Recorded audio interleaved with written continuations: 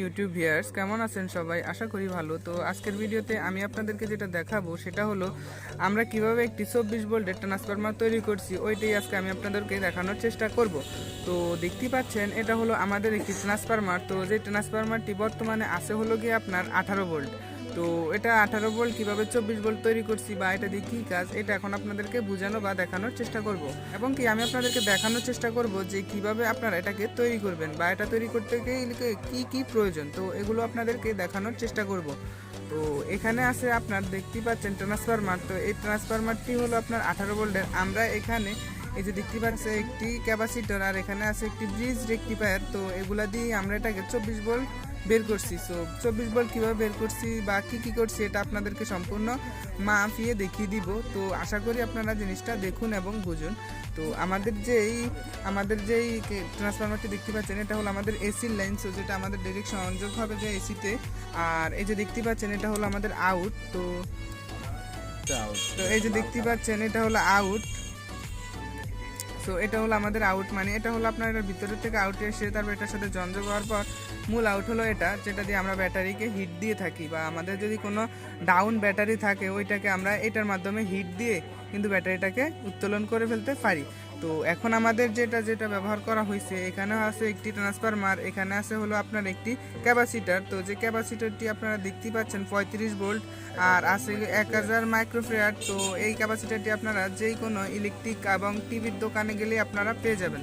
তো এটার নাম হলো গিয়ে আপনার 35 ভোল্টের 1000 মাইক্রোফ্যারাডের একটি ক্যাপাসিটার। তো এখানে আছে আপনার ব্রিজ রেকটিফায়ার। তো ব্রিজ রেকটিফায়ার বললে কিন্তু আপনারা এটাকে কিনতে পারবেন বা ট্রান্সফরমারের সাথে এগুলো অ্যাভেলেবেল পাওয়া যায় বা এগুলো কিনতে গেলে অবশ্যই এগুলো দেখালেই কিন্তু আপনারা ব্রিজ রেকটিফায়ার বললেই দিয়ে দিবে। তো দেখতেই পাচ্ছেন এখানে আপনার যেভাবে সংযোগ করা হয়েছে আমি আপনাদেরকে ভিডিওর মাধ্যমে সম্পূর্ণ দেখানোর চেষ্টা করব। তো ভিডিওটি শুরু করা যাক, আর আপনারা কিভাবে এটা তৈরি করছি বা কি করেছি সেটা আপনারা ভিডিওর মাধ্যমেই দেখে নিন। এখন আমরা দেখাবো এই ক্যাপাসিটরটা ব্রিজ রেকটিফায়ারে কিভাবে লাগানো যায়। ঠিক আছে, এটা হচ্ছে নেগেটিভ, এটা হচ্ছে পজিটিভ। আমরা এখন এই ক্যাপাসিটরটা লাগাবো।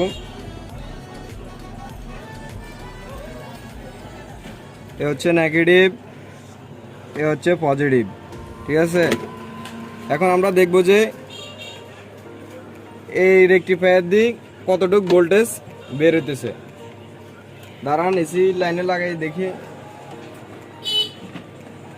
আমরা এসিতে মাপছি, এখন বর্তমানে ডিসি ভোল্ট বার হইব। আমরা ডিসিতে মিটার নিব,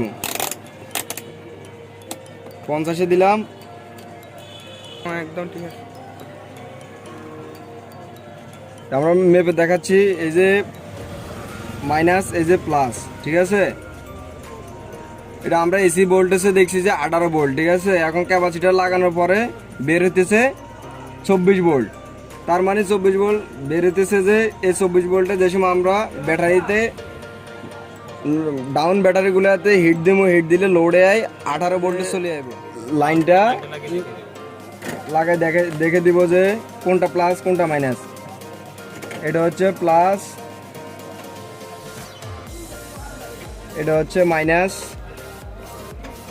আমরা এখন দেখব লাইনটাতে ভোল্টেজ আসছে কিনা।